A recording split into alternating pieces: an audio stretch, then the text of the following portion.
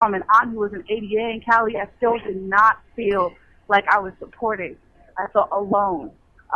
So I will say that as a woman, not only in uniform but not in uniform, I will say that law enforcement does not handle us well, not only on the streets, but they also do not handle females in uniform with respect and dignity they deserve as well. I would like to interject on this. Since you stating that you were corrections officer, that's a perfect lead into my brother, a council member and one of my oldest friends on the planet, Panther Party council member, Brother Lee. You still with us, Brother Lee? Been listening to a lot of this, so are you still with us? Yeah, I've been listening to it all, man. And basically, I do want to go back to the point that was made about why some of these things are happening, and whether it's with a male or female, and you have the situation, I feared for my life. And it brings you back to the point, well, at what point did you fear for your life? Did you fear for your life before you filled that application? And that's what really kind of hits home with me, because that's also where it comes to a point of, why are you doing this job? Are you doing this job from the heart, or are you doing this job just for a paycheck? And if you're doing it just for a paycheck, then that also brings up the situation of, what are your values towards other people? I say, because like I said, if you're just doing it for a paycheck, then that means you don't really care about people. You have to understand and have to be able to dialogue with people when you're in that type of field. And that's the type of person that I was. I was pretty much a people person. Right. You do have to have compassion for people, and you're in that field as well. I mean, you have to you're dealing with people that are being incarcerated. You're dealing with your own peers. And there was sometimes where I had I depended more on the ones that were incarcerated than my own peers. And I hate to say that, but that's the type of the way things were. Because like the young lady said, if you step against the grain or against what the other officers said, then you were going to be blackballed, or something could actually happen to you. And like I said, I've experienced that, but I've always made sure I kept documentation of anything and everything that was going on. So that was the only reason they really couldn't mess with me, although they had tried on a couple of occasions. I guess, for example, because like I said, there was a group of the white officers that used to like to go up and harass the juveniles. And I wasn't having no part of that on my floor.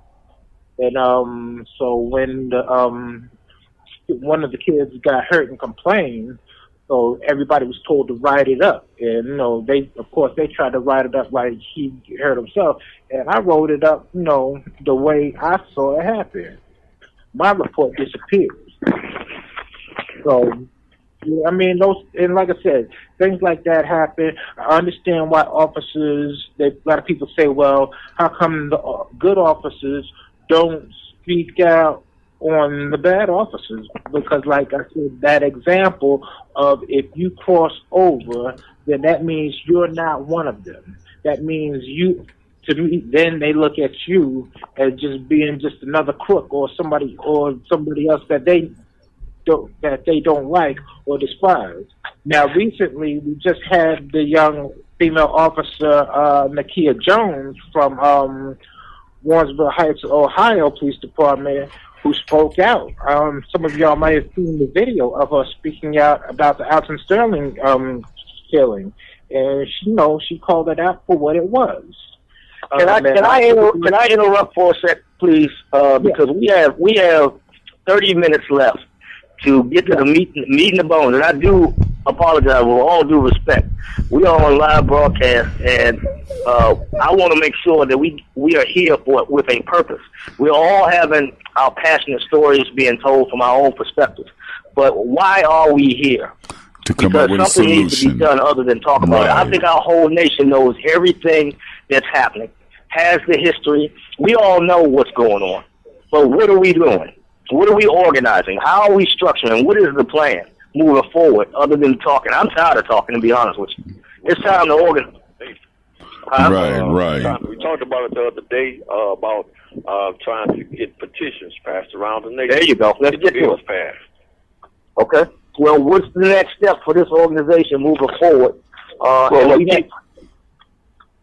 I want to say is, Chief Ayers, what I want to say is that we need to go ahead and fund decent people and groom our own politicians to go against these ones that are corrupt. Because to change policy, to change things, we have to do it up top. We need to get people in the state Senate. We have to get people in the Congress of the United States as well as the United States Senate to do things for us, the people. The problem we have right now is there are lobbyists that are dictating what they can do and what they cannot do because they have pocketed these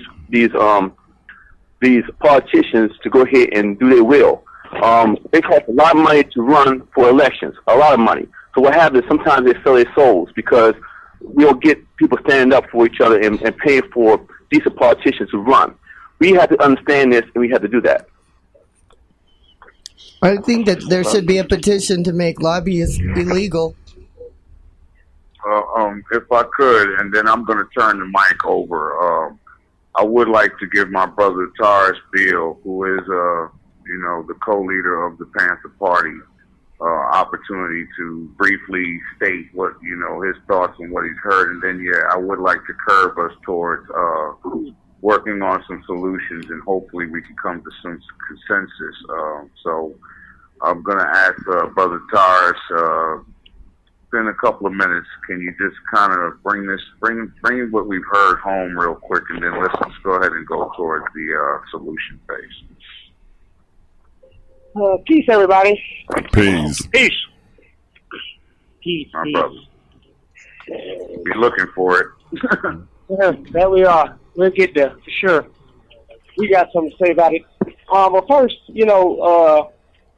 any man that can punch a woman in the face and shoot a man in his back is a coward to me, period. Right.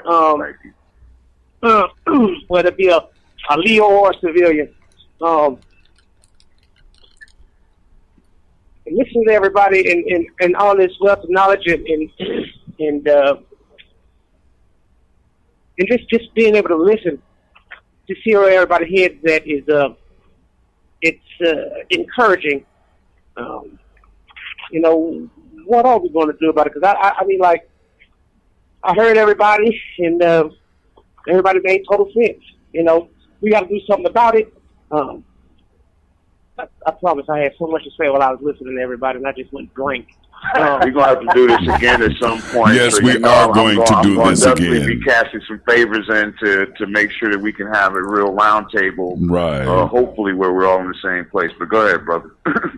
Well, I think it's definitely unfortunate what the race or what our race is going through in other races who's suffering the same oppression that we feel. But what we have to do as a collective, as a whole, is, and I think we're getting ready to get up this, is to get the solution. I think, unfortunately, with the two unfortunate deaths that we just witnessed these past couple of days, it opened some people's eyes. I mean, unfortunately, it took death of a human to open people's eyes, but I think that some of them are open. Now, what we got to do, I think what we do with that momentum that we got from that, I think we got momentum, is get off the phone and get started doing what we do, get out of these streets. I think people are angry. I know for one I am. But, we can't react with emotion. I think this phone call is about strategic planning. What can you do now? And I'm also want to be, and I'm all for whatever solutions that, we come up with to strategically cut the head off the snake. By any means necessary. I wouldn't say by any means necessary, but strategically. I'll say it, by any means necessary. Go ahead. I'll say it. Yeah, but I'm all for it, man. And I'll help y'all here a little bit. so that we can direct this thing to this. It's surprising how time flies when we get in these conversations. The time, I'm watching the minutes go past like it's nothing. I'm watching it too, brother. You know. So I want to be respectful of DJ Smooth's show. Thank you for allowing us to come on and express our opinions and our thoughts based on each individual experience and our knowledge and our backgrounds and all. Well, but what I'd like to start focusing on right now, and I do know, and I can speak for working hand in hand with Chief Ayers, that he is a strategic, organized, structured person. And if we are trying to get people to awaken consciously, we need to understand the process of how we get our complaints heard. Starting with We the People as having a petition that we all sign, and through all of our contacts nationwide, get people to sign and connect with other organizations that are probably, we're not the only people that's coming up with these ideas. So they're going on.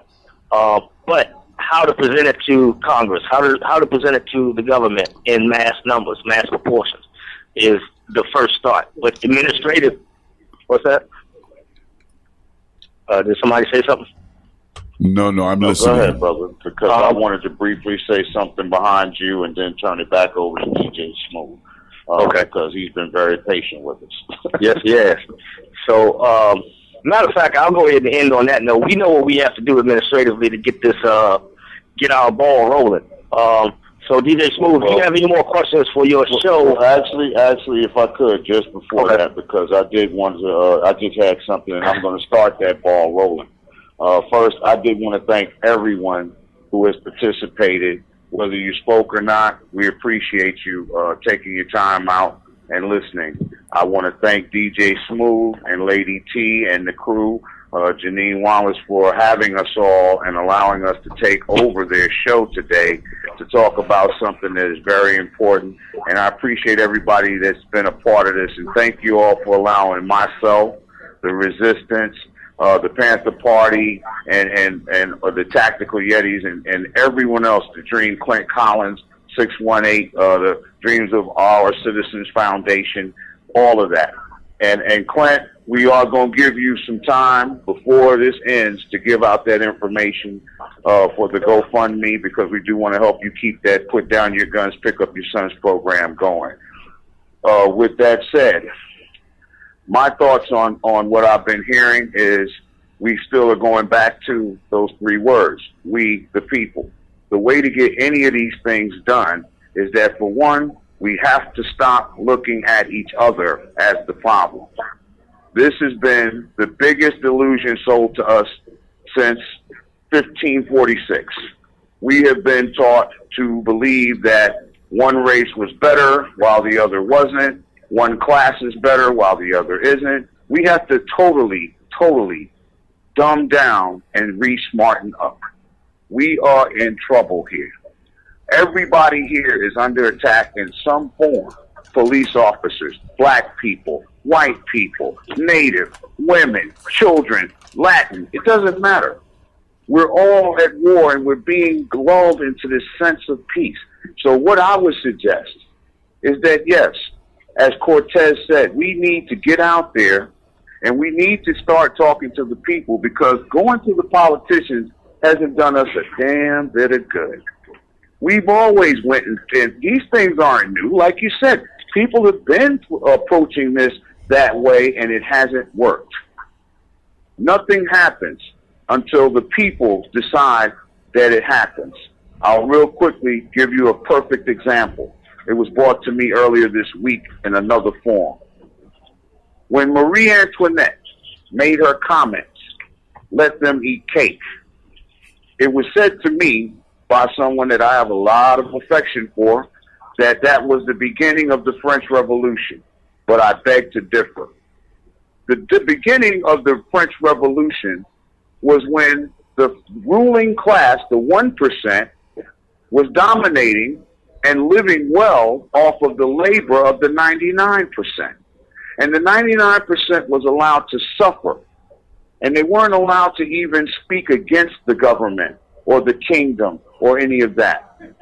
And at some point, those people started talking to each other. They stopped looking at each other as the problem, and they started talking to each other. And until we can take that lesson here,